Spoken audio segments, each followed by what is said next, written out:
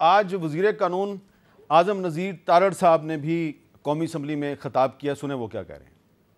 आज तारीख लिखने का दिन है और इदारे अपने कंडक्ट से अपनी इज्जत करवाते हैं।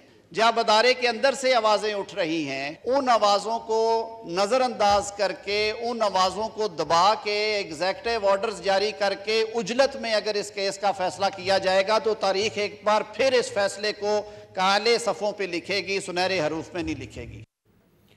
रांझा साहब, तारड़ साहब आपके सीनियर हैं, वकील भी हैं, आप भी वकील हैं, ये बताएं कोई ऐसा रास्ता है कि कल सुप्रीम कोर्ट की भी फेस सेविंग हो जाए और पार्लियामेंट की भी फेस सेविंग हो जाए और कॉन्स्टिट्यूशन ऑफ पाकिस्तान भी बच जाए? कोई है रास्ता? देखिए, ये एक नई सूरत हाल है। इस तरह माजी में कम मौके ऐसे आए हैं, बहुत कम मौके, जहाँ पे इतना ज़्यादा अदम एतमाद सुप्रीम कोर्ट के अदालत उज़्मा में बैठे हुए जज साहबान ही एक अपने फाजिल, ये 1997 में भी हुआ था।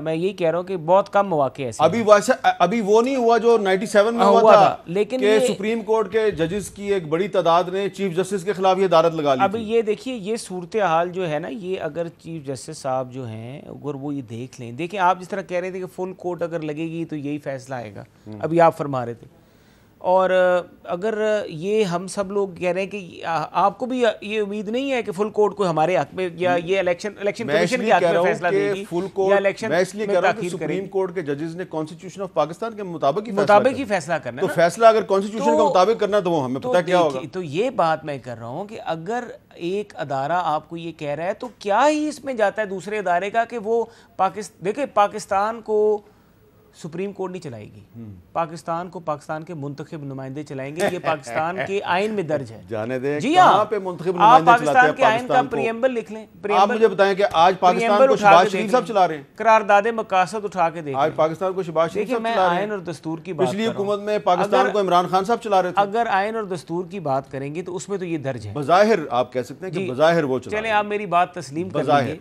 ठीक है।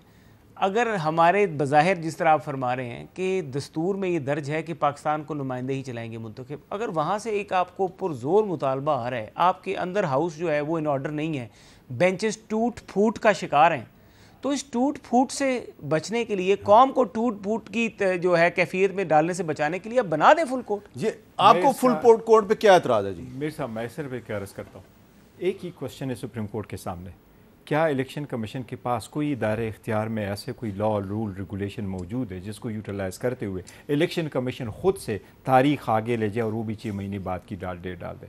सुप्रीम कोर्ट ने यही ऑब्ज़र्व किया था कि अगर कोई मुश्किल थी तो आप हमारे पास आते, हमसे दरख्वास्त करते, हमसे करते, हमारे सामने वो सारे मौरूज़ात रखते, हम उस पर ऑर्डर पास करते। जब से ये डिसीजन आया पहले वाले केस में, मौजूदा हुकूमत और स्पेशली जो वज़ीरी क़ानून है, ये पहले दिन से इस सुप्रीम कोर्ट की जजमेंट को पहले और इस बेंच को मुतनाज़ बना रही है। इनके पास वाई इसके कुछ भी नहीं रहा। इवन ये जो पूरा हफ्ता प्रोसीडिंग भी रही, आपको फुल कोर्ट पे क्या एतराज़ है? मैं ये कह रहा हूँ कि इमरान खान साहब ने भी कहा है, PTI ने भी कहा, खान साहब ने कहा है, लार्जर बेंच बने, फुल कोर्ट बने, हमें कोई इतराज़ नहीं। अच्छा, आपको हम पिटिशनर की हमारी इस्तेदा नहीं है। अलबत्ता खान साहब ने ट्वीट किया कि फुल कोर्ट अगर बनता है हमें कोई इतराज़ नहीं। सुप्रीम कोर्ट क्यों कर नहीं बना रही, उसकी एक वजह न रूल्स में यहाँ लिखा हुआ है, आप मैक्सिमम रिक्वेस्ट कर सकते हैं, सुप्रीम कोर्ट ने वो रिक्वेस्ट डिक्लाइन की है। मीर साहब गुज़श्ता 25 सालों में से कोई एक भी फुल कोर्ट नहीं बना है। ये कह रहे हैं कि फुल कोर्ट हमें दे दे। सुप्रीम कोर्ट के सामने एक क्वेश्चन है, जिस तरह आपने सही फरमाया कि सबको पता है डिसीजन क्या है। NRO के खिलाफ जो फैसला आया था वो सुप्रीम कोर्ट के 17 वो तीन बेंच का था और वो 25 साल से के अंदर की बात, पहले की बात नहीं है। मैं आपको बता, 3 चीजें और दिन क्या था, दिन भी मुझे याद है, 17 दिसंबर के दिन। बिल्कुल है, वो सिर्फ 3 जो है ना उसमें से एक्सेप्शन है। एक NRO का केस है, एक 21st अमेंडमेंट जब कॉन्स्टिट्यूशन हुआ, मिलिट्री कोर्ट्स बने उसके लिए बना है, और मुशर्रफ की इमरजेंसी के लिए बना। इसके अलावा कभी नहीं बने। तो ये फिर और ये वो केसेस है जिसमें से एक्स्ट्रा कॉन्स्टिट्यूशनल एक्शन हुए। फॉर इंस्टेंस NRO के लिए क्यों बना, 8000 केसेस खत्म हुए, जजमेंट से सेटिसाइड कर दी गई, लोगों की फाइलें बंद करवाई गई। सुप्रीम कोर्ट पहले से डिसाइड कर चुकी थी कि इस लॉ को जो हमारे सामने चैलेंज हुआ है इसका डिसीजन, और ये इतना बड़ा फैसला करने वाले जो चीफ जस्टिस थे इफ्तिखार चौधरी साहब, रिटायरमेंट के बाद एक पार्टी बना के कहते हैं पाकिस्तान में सदारती निज़ाम नाफिज कर दो। सर सदारती निज़ाम तो कोई नहीं आना, लेकिन एक बात तो अटल है, इनके पास सिवाय इस बात के कि बेंच चार, आज भी सुप्रीम कोर्ट ने उनको कहा अटॉर्नी जनरल को कि हमारा ये ऑर्डर पढ़ ले। अच्छा जी, वो कहते हैं जी हमें फुल कोर्ट पे एतराज़ नहीं है मंदोखेल साहब, लेकिन वो कहते हैं फुल कोर्ट बन नहीं सकती, चीफ जस्टिस साहब के ख्याल में बन नहीं सकती। अच्छा, ये मोहतरम गौर साहब बता रहे रूल्स, ज़रा रूल्स ये भी बता दें रूल्स कि जब ऑलरेडी असम्बली ने कानून पास कर दिए 184 आपका एक जज से 3 पे कर दिया है, तो कौन सा जवाब बनता है कि एक ऑलरेडी लॉ बन चुका है, अब सदर पाकिस्तान ने साइन करना है, वो करे ना करे 14 दिन के बाद वापस आके उसने ऑटोमेटिकली कानून बनना है। तो ऐसी सूरत में आपको क्या जल्दबाजी है कि आपने उसी पुराने कानून के ऊपर फैसला किया जबकि नया कानून आ चुका है? ठीक है, आप रूल्स की बात कर रहे हैं, रूल्स आपको कहाँ इजाज़त देता है कि ऑलरेडी जस्टिस फाइज ईसा साहब का एक जजमेंट आ चुका है जिन्हें सारे केसेस को पेंडिंग रखे, क्योंकि ऑलरेडी उस वक्त कानून सिर्फ असम्बली में फाइल हुआ था, बिल आज तो पास हो चुका है, सेनेट से भी हो चुका है, कौमी असम्बली से भी हो चुका है।